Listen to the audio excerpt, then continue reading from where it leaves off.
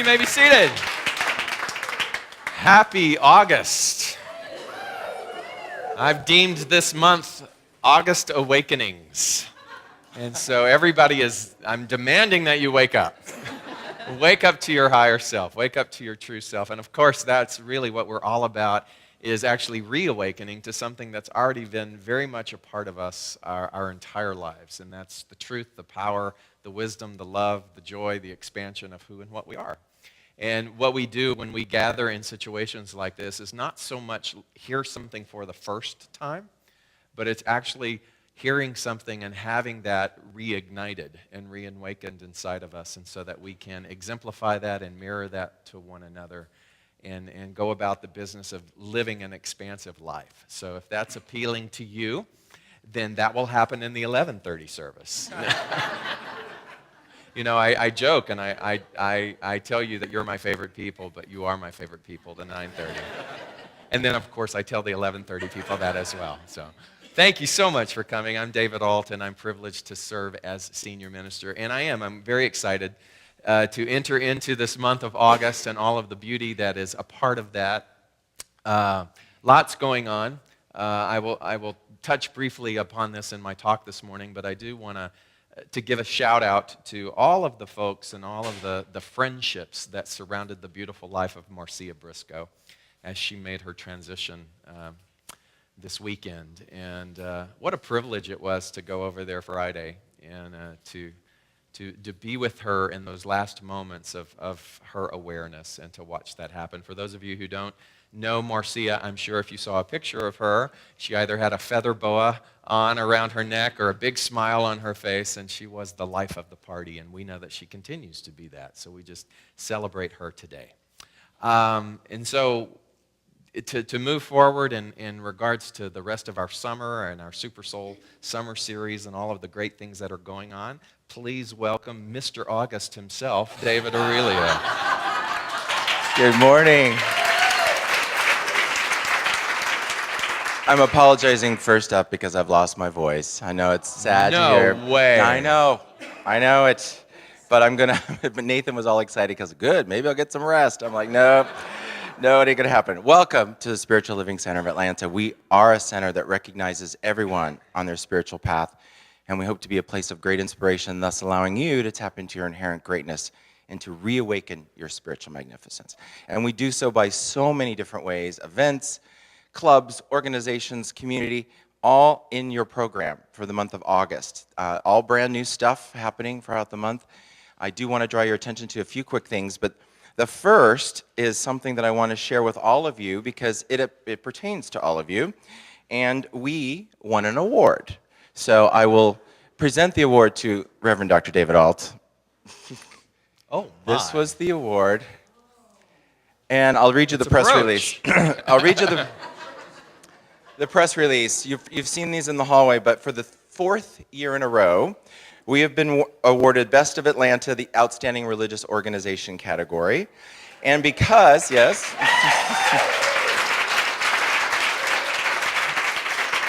and because of 4 consecutive wins, we are now in the Hall of Fame, Business Hall of Fame.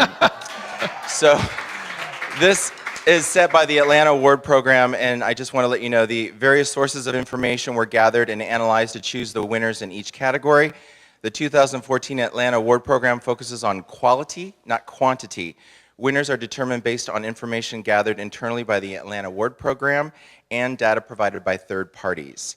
And its awarding companies are selected because they enhance the positive image of small businesses throughout the Atlanta community. These exceptional companies make Atlanta area a great place to live, work, and play. So we are very honored to accept this award, as awesome. should all of you. Very cool. So we will have that out in the lobby so you all can bask in the glow of that. Also, just a couple quick things. You probably noticed it when you walked in. There's a big A-frame sign out front. I'm putting that out there to kind of help expedite a few things. One, on one side of the A-frame is going to be for business cards. And that's something that all of you have come up to me at some point and said, oh, I have a business and I want people to know what I do, blah, blah, blah. Put your business card out there, put about 4 or 5 of them, tack them up there. It's your responsibility to keep it, cards funded up there, but once you see them gone, put them back up. But that's your place to kind of get the eye of everybody in the community. On the other side, I know you are all busy with events throughout the community other than SLCA. So if there is an event that you are sponsoring or participating in that you want us to know about, that's where it goes on the other side of the board, so that you can tack that up there so that we can have it. What's happening is that some of that stuff's been ending up on our table out there, and people are showing up here for events that we're not even sponsoring because there's something in the community. So I just want to make it clear so they can find the information to support you, and that they also can find our stuff as well. So the new A-frame, you'll love it as much as I do because I think it's just great. Now, next Saturday is the charity ride for SLCA. That's Flywheel Sports and Recreation. Munashwarji Walking Tall is helping us sponsor that event as a fundraiser for us. And all the proceeds from that organization, they're going to, $20 is the registration, and everything comes back to us. So we will be on a stationary bike for 45 minutes with climbs and descents while working our arms with weighted bars. So get ready. So wear comfortable clothing and get ready because it's going to be fun. And God help us that night. I'll see how I am next week. No voice. Well, I'll have a voice, but I won't be able to do anything else. So then a comfortable workout attire is necessary. So please join us for that. There's flyers out there. We'd love to have you join us for that. And also Penelope has some creative and arts announcements. Hey, how's everybody? So, are you having a great summer? Yeah, me too. Me too. I see people are in from our choir present in the room today. I wanted to let you know that our creative arts program is in full swing. We started with rehearsals yesterday. Our Spirit in Motion dance ministry began rehearsals, and they invite you to join them every Saturday. They have a great performance coming up August 15th with the First Metropolitan Community Church just down the street, so support them. I also wanted to just invite you to raise your hands, a show of hands. How many people are living creative lives? Yes, that's what I thought. And how many of you have attended classes this year? Yeah? So haven't you felt the urge to express your creativity in the things you've been learning? Yes. Yes, yes. Perhaps you've already begun the process of journaling your soul's intention? Yes. Right? Thank you. You're a good student. So join us this year for our annual poetry competition. So for the next 3 weeks, I'll be receiving your poems. Think about it. Take some of the ideas that you've journaled and put them into a poetic form and send them to me. Don't text them to me, please, okay? Email me or drop them by Nathan's office, my office. We'd be happy to receive them. This is something we do annually. This is our 4th annual competition, and it's coming up. We will close the competition by the 24th. A distinguished panel of judges will read your poems and decide who is the poet laureate, all right? So for next week, I'll be performing the song that I've written to go along with the words that were rendered last year, Live Inspired. This year, can you guess what it is? It's Reawaken Spiritual Magnificence. You can use any of those words or use them all together in a sentence, as you wish. But also by a show of hands, who sings in the shower? Not as many, okay. But don't waste your talents. Don't waste your talents. The choir practice is coming up August 24th, and it's on a Tuesday nights this year, so I want to make sure that you come by our table and say hello. The choir is there, the dance ministry is there, as well as the poetry competition. Creative Arts Ministry at Spiritual Living Center is doing very well, so we appreciate your support and your involvement with us. Thank you so much. Thank you. Another quick announcement. I've got a little visual aid for this one. Kroger Rewards. I know we've signed up for this before. Many of you have. It's when you shop at Kroger and you scan your card, which you normally do for your own savings, they donate a portion back to us. So we have to re-sign up for that. Every year you have to re-sign up. So August is the month that they're asking you, if you've done it, to please do it again, just to designate us. If you have not done it, now's the time to go ahead and register. And then also on the other side of this flyer is Amazon Smile. And we are also on Amazon Smile. So if you buy something through Amazon, then they also will donate a proceed back to us. So if you have any ideas, you want to do anything, please see these flyers for great ways to give something back. Are there any first-time visitors joining us for the very first time today? If you could raise your hand, stand on up so we can find you and see you, welcome you. Welcome, welcome. Our ushers are passing out a CD case for you. That CD case you may take out to the welcome table, which is right outside at the base of the steps, and you may redeem that for one of CD talks of Reverend Dr. David Ault, especially selected for you, and we hope to see you again in the very near future. Inside there's also a little name tag, if you want to put that on there so we can know your name and welcome you, and then you can be a full-fledged part of our community. Also, just a reminder, today, after the second service, we're having new member orientation. So if any of you are around and available, or any of you frequent visitors, come back and see what a new member orientation is and get all the information about that. We'd love to have you. And I think that's it. Meditation, 10:50 to 11:10 in the secondary sanctuary.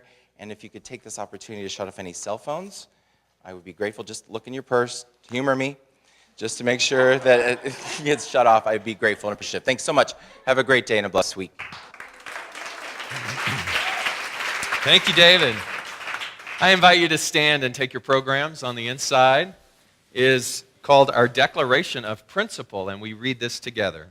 I believe in one God, one absolute power and first cause to all things. I believe that this power is perfect love, and it creates out of a desire to express love. I believe all thought is creative, and how I choose to think creates my personal experience.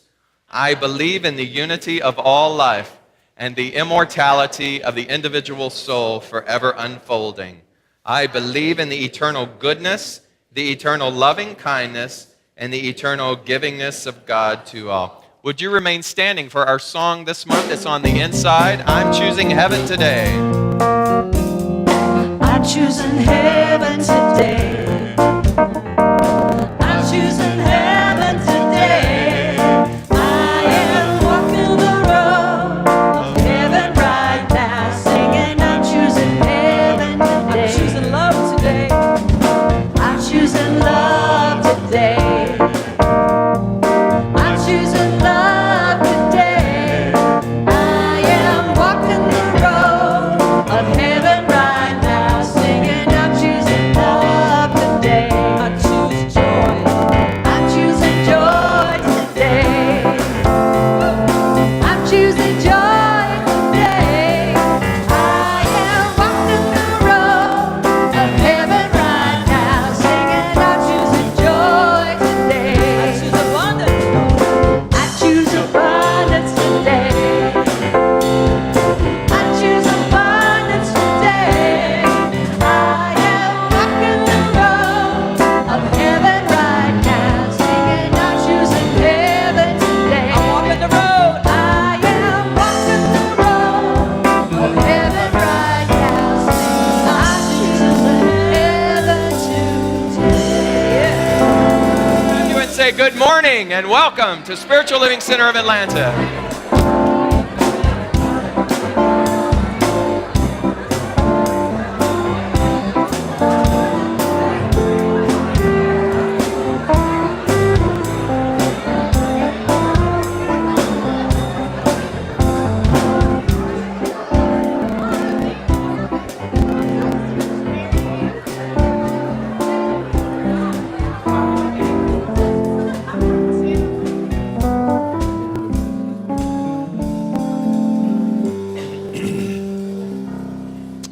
It is the first Sunday of the month, one of my favorite things. I always forget to bring this out of my office, and I had a little sticky note, stole.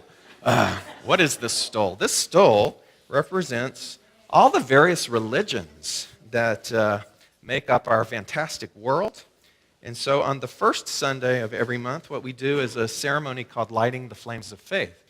You see these candles behind me, and we perform this ceremony to promote the universal consciousness of life, which acknowledges that all peoples, all faiths, all sentient beings come from the one great universal presence, which we call spirit.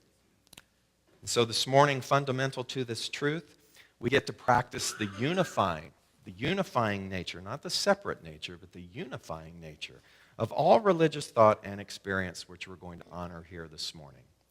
So as we prepare, as the lights go down and you see the candles behind me, the first candle is the candle for the Tao, honoring the universal path of harmony and equilibrium, representing the natural way. Second is the candle for the shamanic traditions, honoring the beliefs and practices of all indigenous peoples, known as the way of primal spirituality. Third is the candle that represents Hinduism, honoring the path of knowledge, action, and devotion. Four is the candle for Judaism, honoring the ethical path of living by sacred law. Five is the candle for all forms of Buddhism, honoring the Four Noble Truths and the path of compassion. And number six is the candle for all forms of Christianity, honoring the Christ consciousness as the path of love. Seven is the candle for all forms of Islam, honoring the path of submission to the will of God as the highest calling. And number eight is the candle for the universalistic religion of Baha'i, honoring the path of unity and peace. And number nine is the candle that represents all forms of New Thought, honoring the metaphysical path of mental healing through the practice of universal spiritual principles. And so any one of these candles behind me can be your 10th candle. And the 10th candle is the healing candle.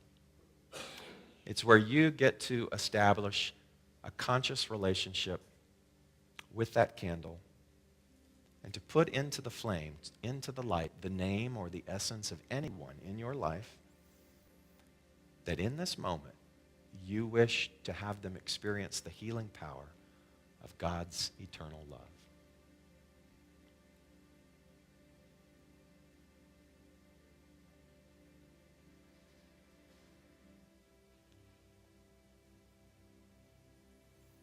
And so it is.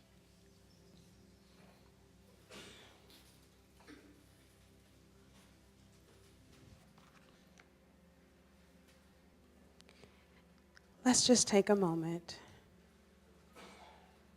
and know this together. If you would, just settle in and get comfortable in your seats. And as you do, just think about the words that Reverend David Ault just shared with us. And think about the truth that we know. I will say this treatment in first person. Please take the words for yourself as we know this together. In this here and now moment of eternity, I am deeply aware that I am one with eternal life.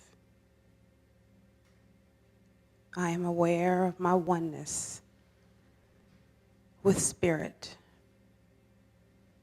I am aware of my oneness with the infinite. I am aware of my oneness with divine presence. I realize in this moment that I am immersed in the river of life. And that river of life connects me with all. In this awareness, I embrace what I know and what I feel. And what I feel is the divine presence that I know as God. As I allow myself to feel this presence, I feel it internally. And what I know is that it is eternal. I know that I am always deeply connected to this divine presence. I am one with all that is. And this is the unity of truth. Knowing this in this here and now moment of eternity, I commit to greatness. I commit to truth. And I commit to divine love. What I know is that I am always connected. Connected to source. Connected from within. And connected with all that I see. Connected with each individual. We share that. And so in this moment, this here and now moment of eternity, I choose to experience gratitude. Gratitude for the connection of life. I accept my connection and embrace it and allow it to flow through my veins. Here and now. And as I release my words, what I know is that the law is already fulfilled. Knowing this, I choose love. Knowing this, I choose unity. Knowing this, I choose connection. Knowing this, I choose consciousness. This is the truth in my life, and this is the truth in your life. And together we say, and so it is.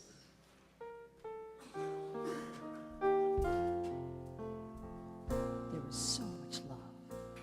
There is so much love. There is so much grace.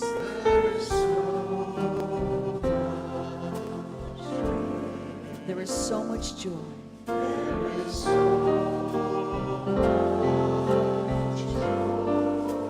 In this place. There are open hearts.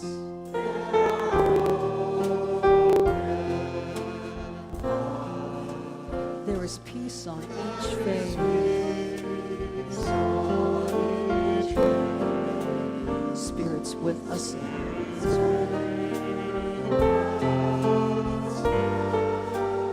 In this place.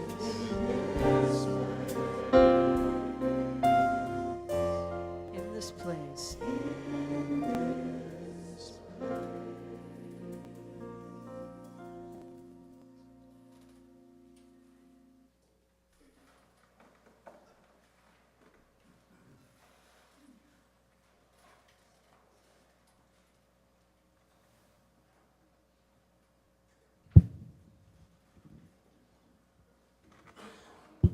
As we're setting the stage for our musical guest, I wanted to let you know a little bit about him. His name is Dan Gardner, and he's accompanied by Darren Gann, and they're both local musicians and performers, and they're quite successful, and that's the exciting part, right? We like winning awards. As we know, we enjoyed receiving our award. He is an award-winning singer, Dan Gardner. He's also a songwriter and founder of Yes You Can Foundation. So he's taken his craft, he's taken his art, and he's shared that wisdom with others.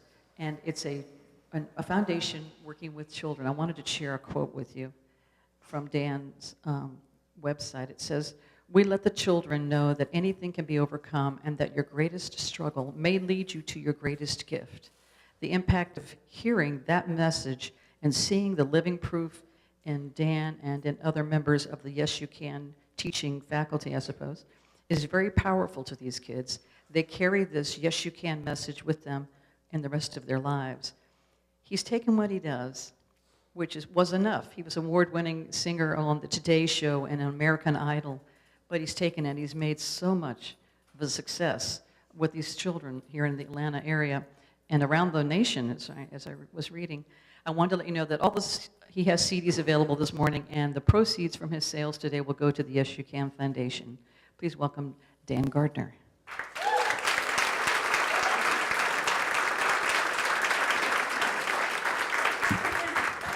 Hey, good morning. How's everybody doing? Good. It's really, it's funny. I'm so comfortable here. It reminds me of my parents' church. When I was really young, we were going to a conservative congregation, and my parents and a few of their friends decided to pull away and start their own community called the Meeting House. And the setup is so similar, so it feels really good to be here this morning.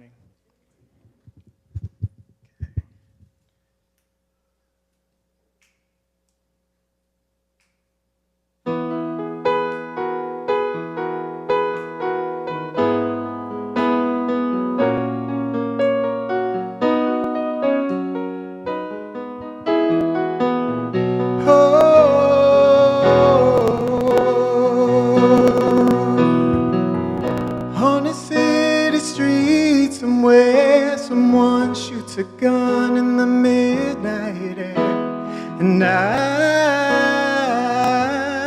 don't know why.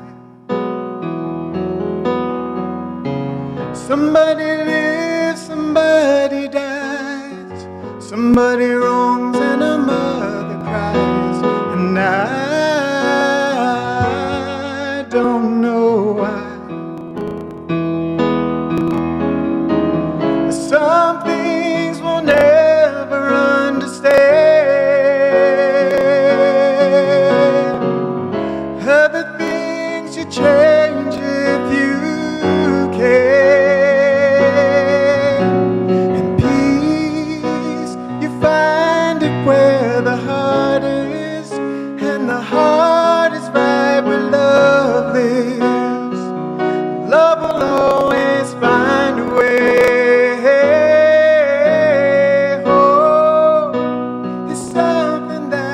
Reminds us it's not too late to find us.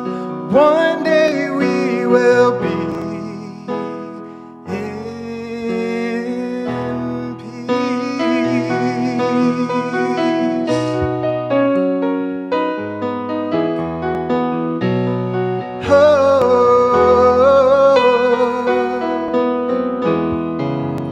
Haven't spoken in 30 years after angry words and bitter tears, and I don't know why. Best of brothers, best of friends, one mistake and their story ends, and I don't know why. Some things we'll never understand. Other things you change if you can. And peace, you find it where the heart is, and the heart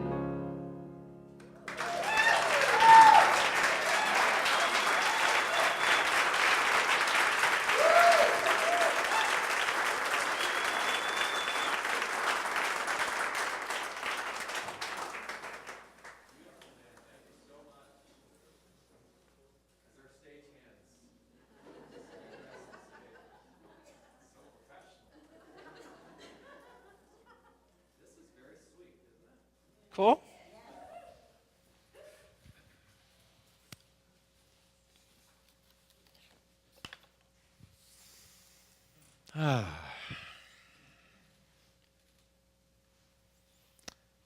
Talk title is called Prepare Yourself.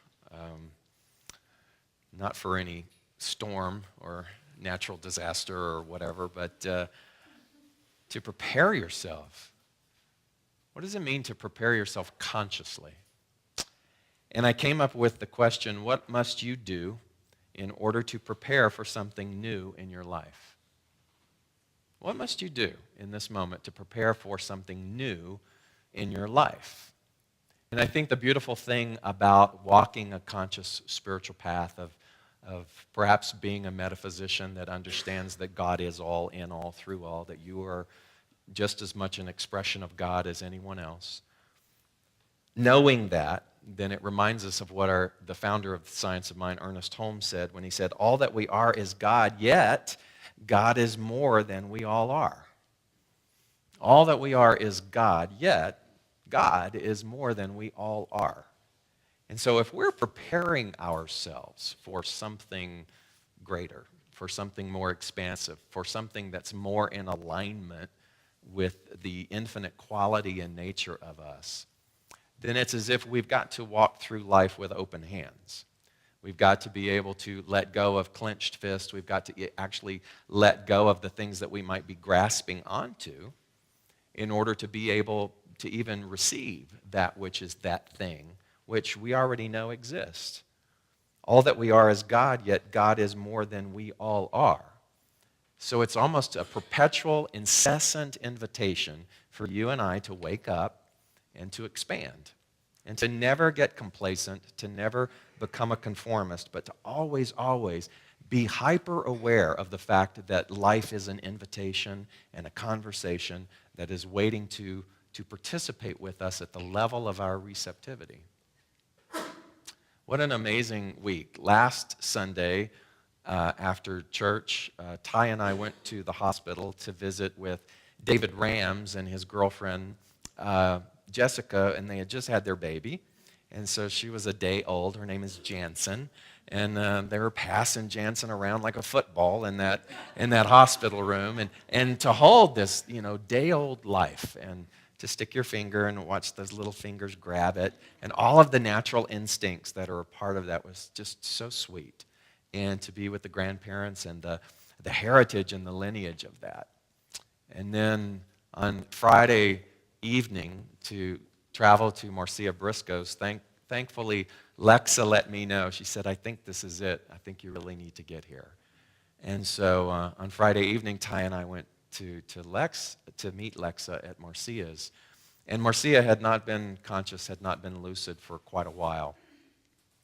And she'd been sleeping most of the time. And I walked up to her bed, and I leaned over and I whispered to her, and I said, girl, get your heels on. We're going dancing.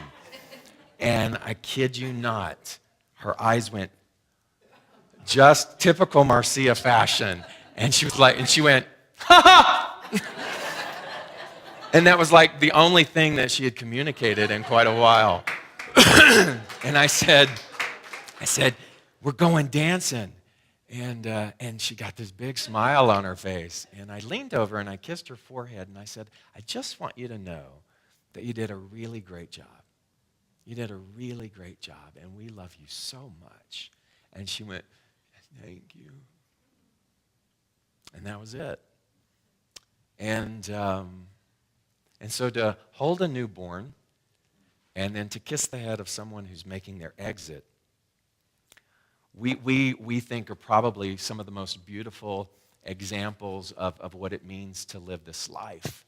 But I want to take it further, because we think that those are bookmarks, that that's the beginning and that's the end. But what do we know? We know, as these beautiful spiritual beings having a human experience, that what those really are, and I love this phrase, they're artificial edges. Because there is no birth and there is no death. There's only a continuance of what we understand our soul to be. It's almost comparative to a flowing river. a flowing river that has no beginnings and no end. It's just a constant flow of river. And what you and I do from the birth cycle is we just step into that river. And we have our adventure as we go down and we go down. And then this thing called death, this seeming human definition of end, is where we extract ourselves for a moment from that. And that's all that is. So what must you and I do in order to prepare for something new in this life, in this intermediary thing between these artificial edges? If you know that life is eternal, if you know that what you are here to do is to simply express and to be and to live in joy and to explore your passions, then doesn't it make sense that we would be hyper-vigilant about getting out of the way anything that stands in the way of living that passion and that joy? And so you've got these artificial edges, but we've also got artificial edges that exist within this life frame. And by artificial edges, I'm meaning the things that halt you, the things that block you, the things that prevent you from living larger than you are because of some learned behavior, some fear. And so as I sat with this sentence, what must you do to prepare yourself for something new in your life? I had to deconstruct that sentence. What is the something? What is the something that is motivating your preparation? What is the something that is motivating your preparation to change something? At first, I thought that this something was exactly that it was something.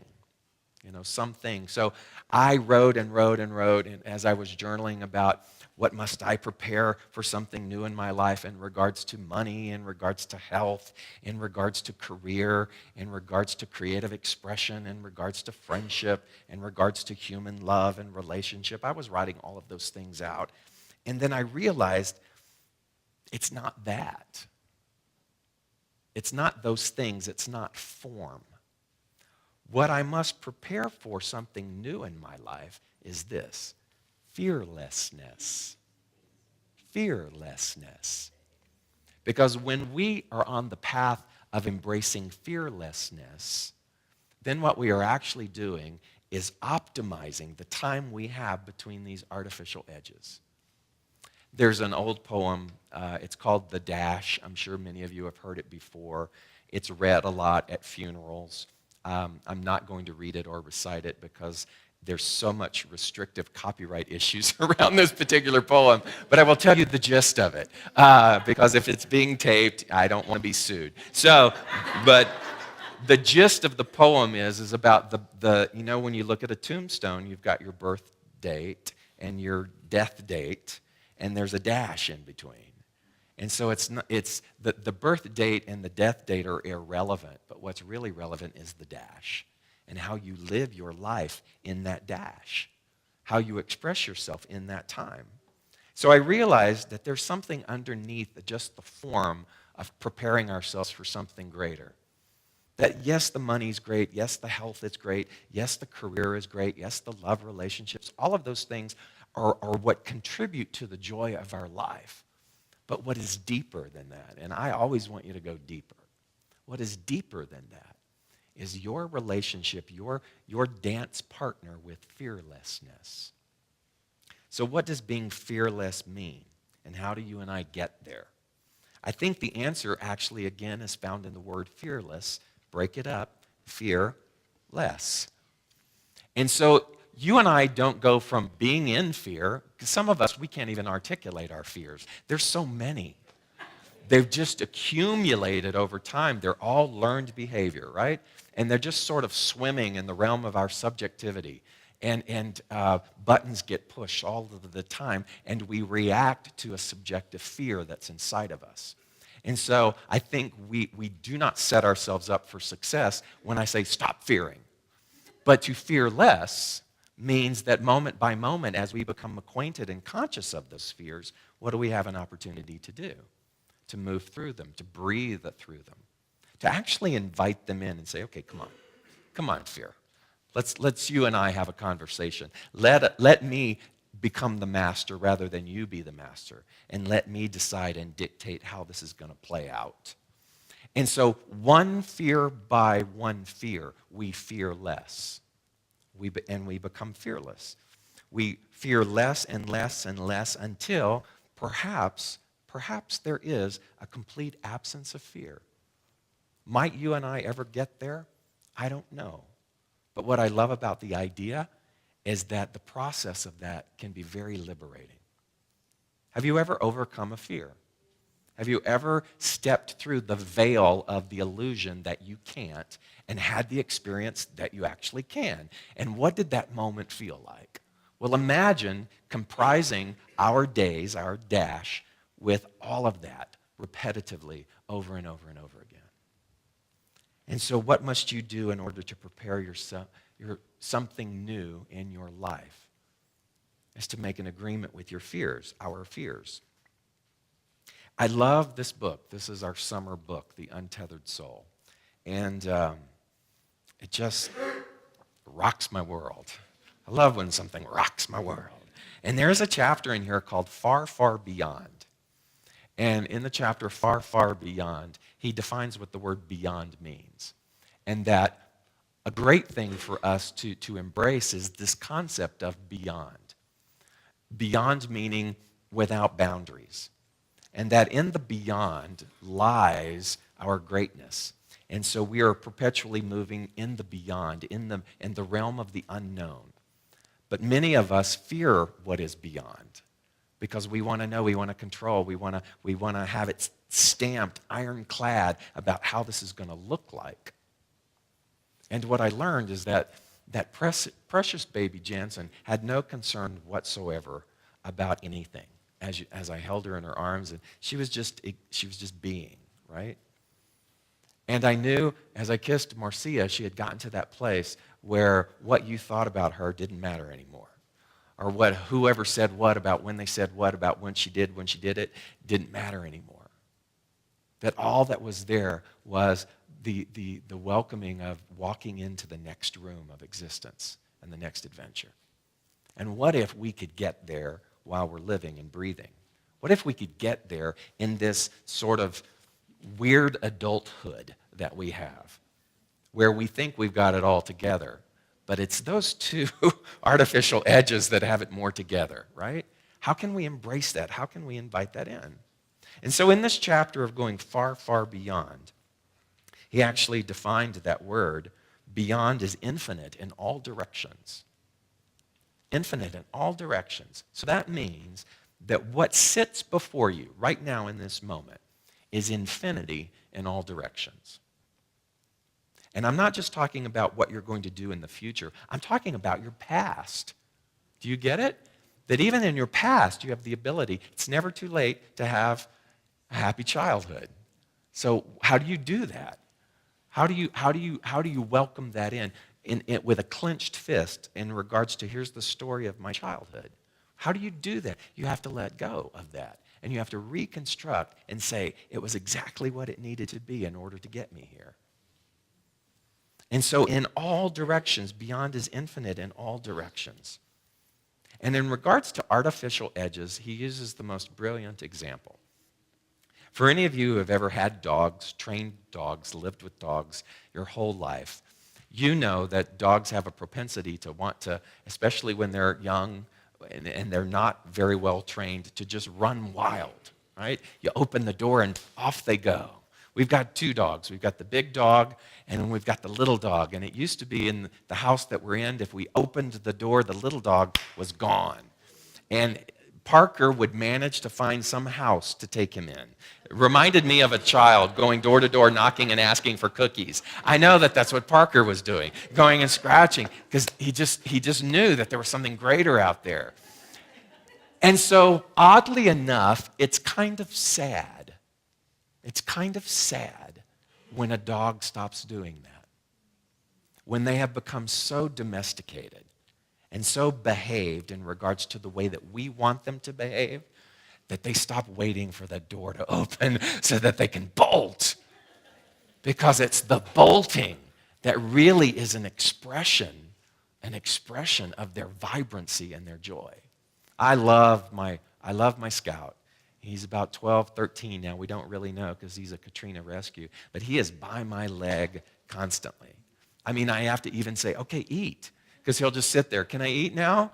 And I open the door. And he goes out and he sits because he knows he's going to get in the car. And he's so trained. But I remember when I found him on the side of the road in Mississippi 3 weeks after Katrina, just what he was like.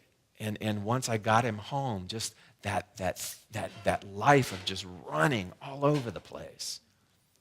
And so oddly enough, it's sad when they become so trained that the instinct to go and explore is gone.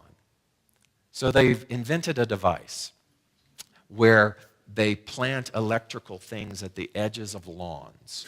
And then the dog wears a little collar, right? And so you can let the dog out, but if it goes to that artificial edge of the lawn, then it sends them a shock. And what that trains the dog to do is for them not to be able to go past that. We're no different than that. In fact, the artificial edges are of our own making.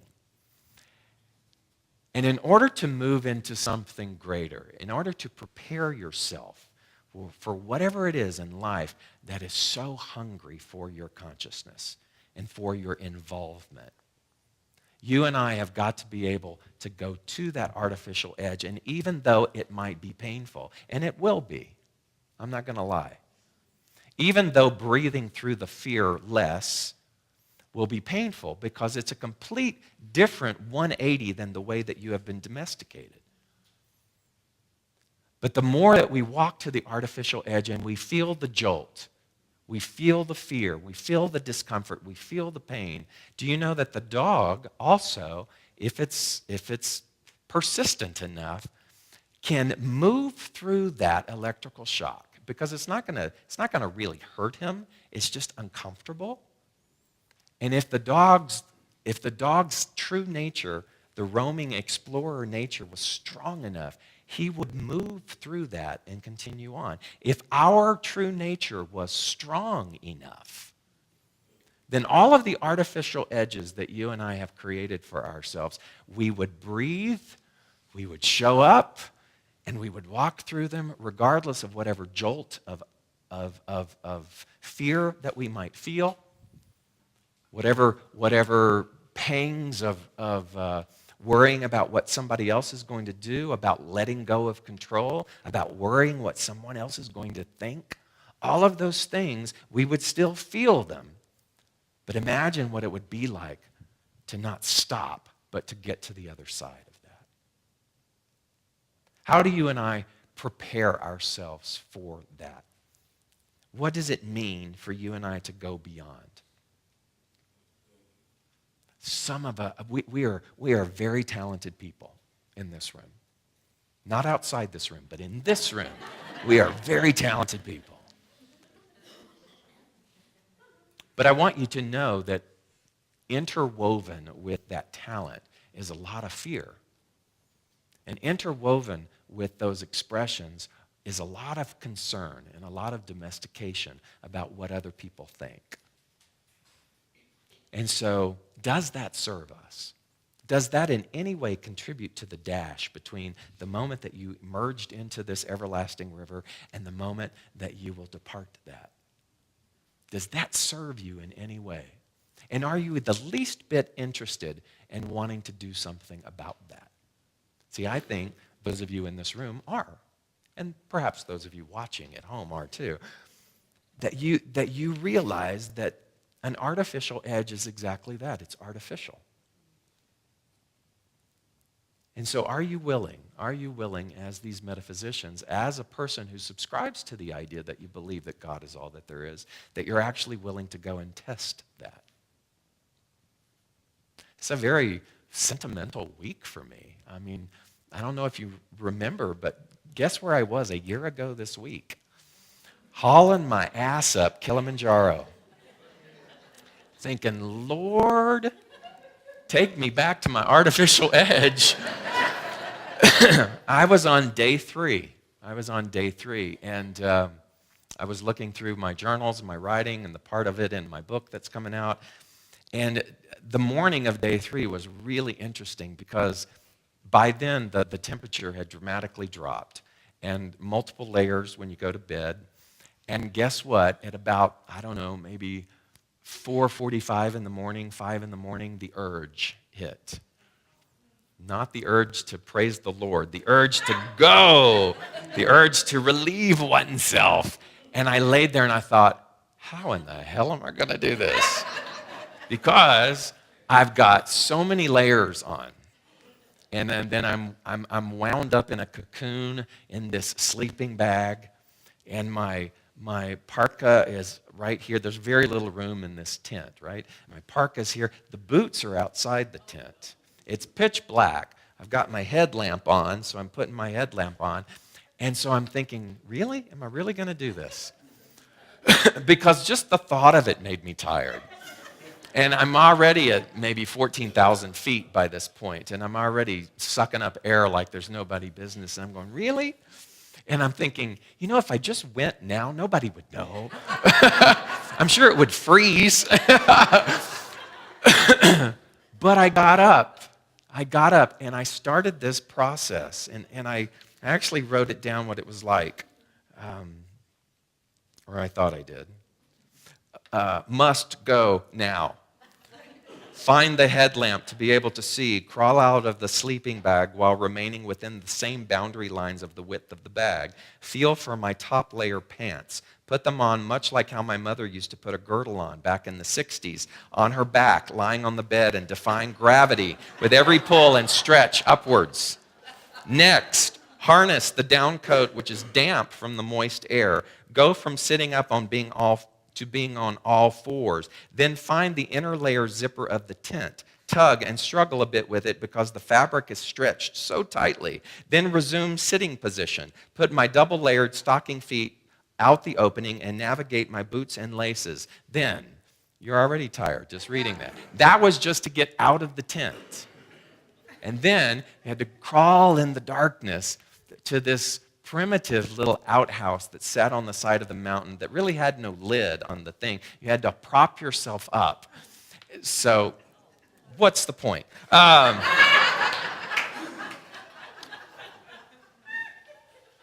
When all was said and done and finished, I thought, do I take all of this off and go back to bed for another, 45 minutes? And something said no.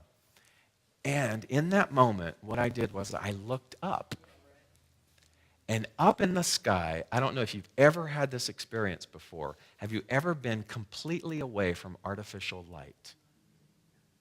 Completely away from artificial light.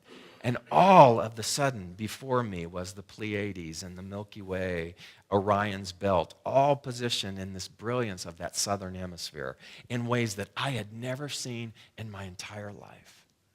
And I started to cry because it was the most majestic thing that I had ever encountered.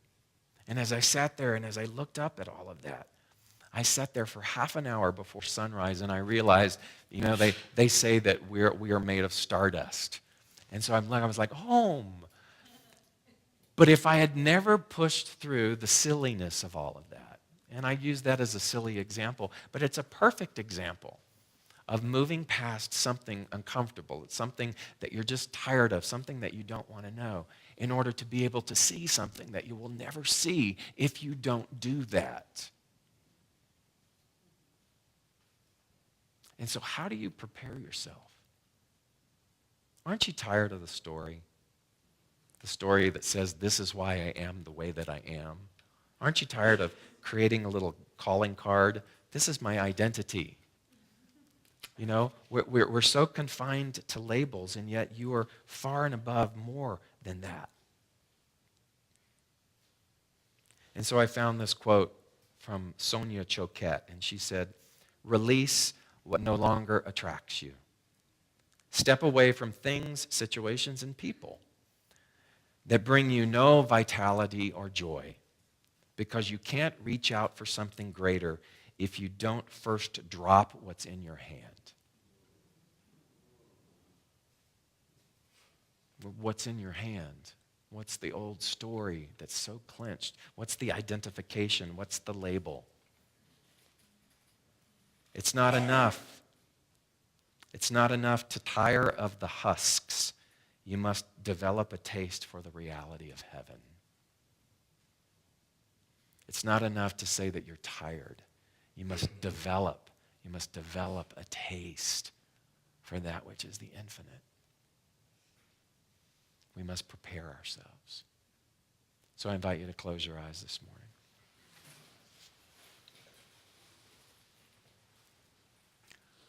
What that something is actually right here with you right now. What that something is, what that beckoning is, what that calling is with you right now. Just take a moment and listen.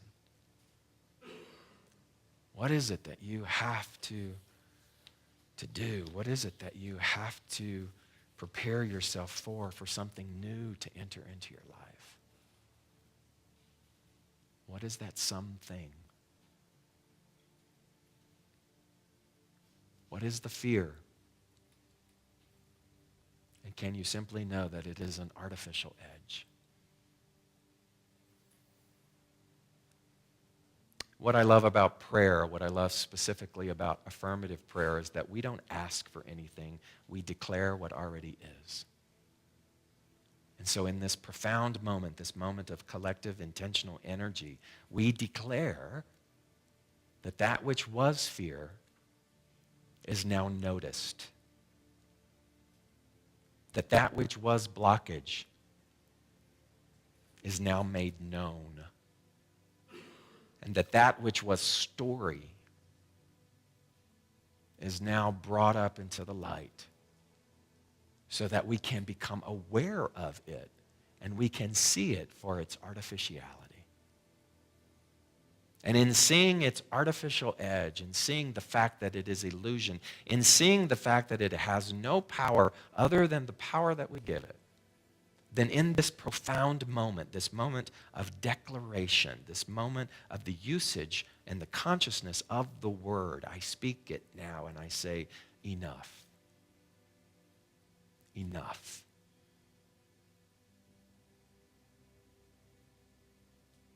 And just by that one single word, we're done. We're done with the relationship of that fear. We are done with the story. We are done with the label. And now we step through, we're going to breathe together, and we're going to step through that boundary that feels so uncomfortable. And you're going to see the beauty and the stars and the infinite wonder of what's on the other side.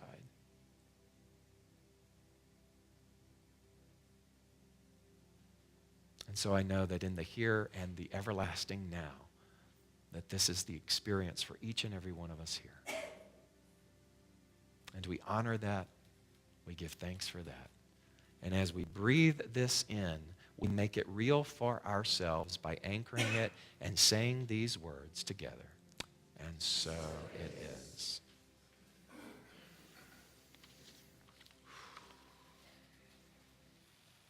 Neil Burns, would you come up here?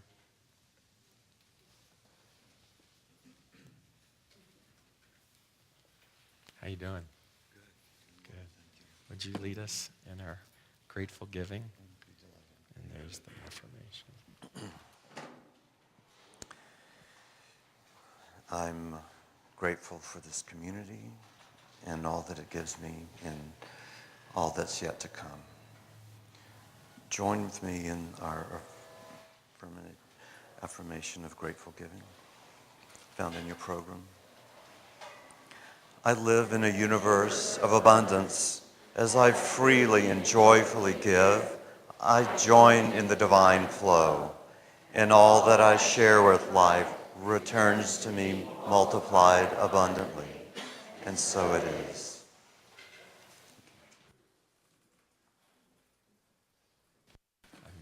Stagehand. Stagehand, I love that.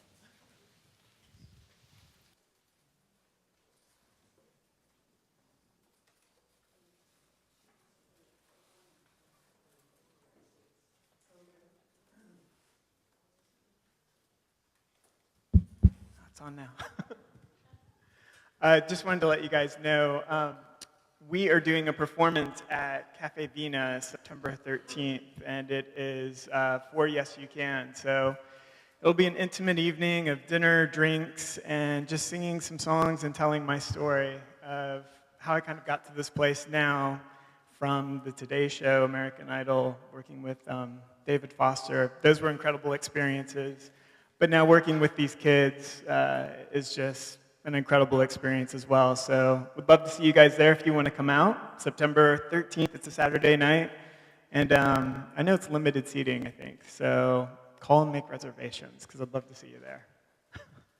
This song that we're going to sing for you tonight, today, is All My Life, and it's an original song off of my album.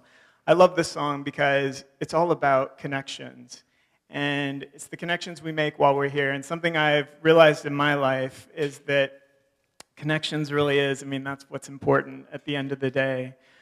So I've performed this song for funerals, for weddings, graduations, church services.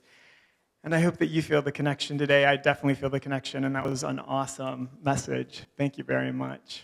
So here's All My Life.